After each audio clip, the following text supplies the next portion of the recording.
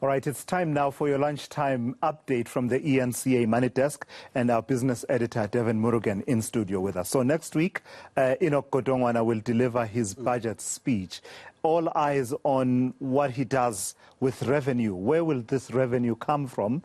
And it seems that consumers, I don't know, can we heave a sigh of relief that not many, or if any, major tax increases are expected? Yeah, I mean, the big tax revenue components are the income tax and VAT. It doesn't look, judging from the views of analysts and economists, that the Treasury will target that at the moment. Remember, consumers are cash-strapped, aren't they, Tillis?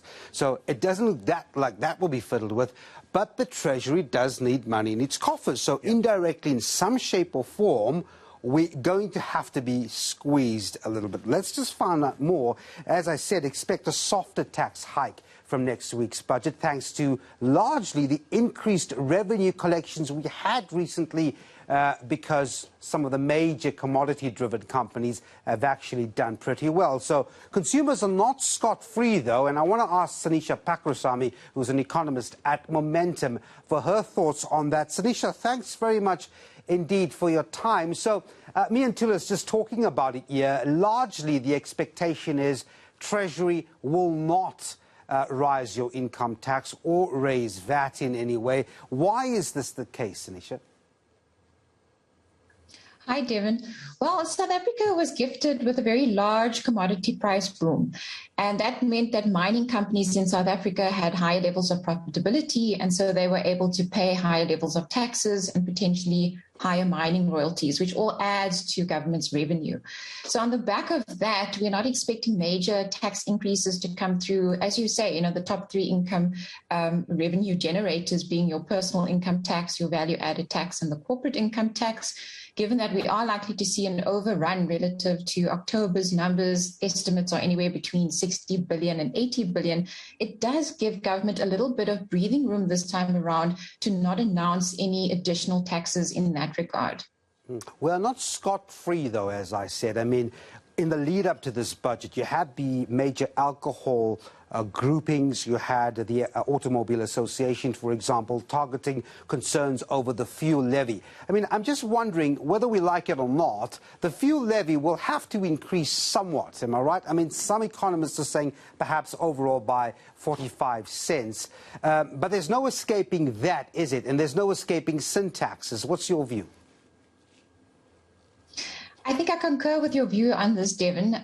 If there are any taxes that are likely to come through, we would see it either in the way of fiscal drag, which we can talk about a bit later, or in the way of the sin taxes on alcoholic beverages and tobacco and fuel levies.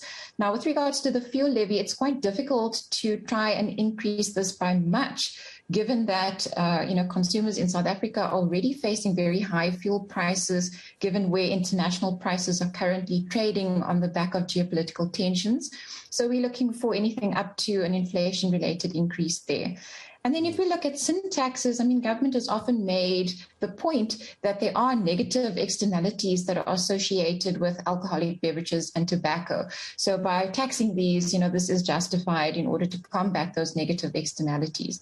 But the argument that these industries are making is that they were disproportionately hit throughout the lockdown pandemic. So again, I don't think we can get that much from that industry again.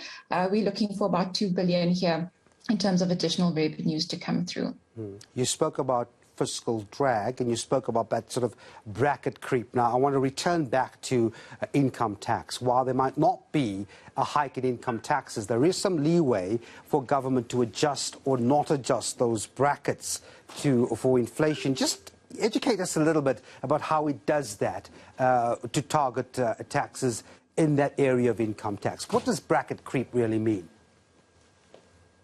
Sure. So it's not really a headline number. It's not something you're going to see on your pay slip. So it is a bit of a sneakier way to get more out of the personal income tax category.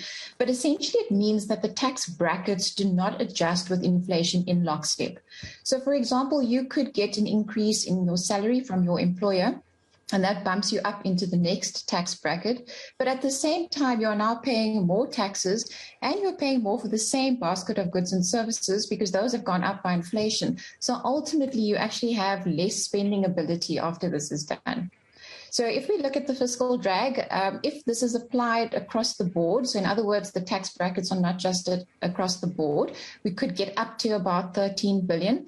But in my view, I think they will probably adjust them for the lower income earning brackets, and we might see middle and upper income being hit.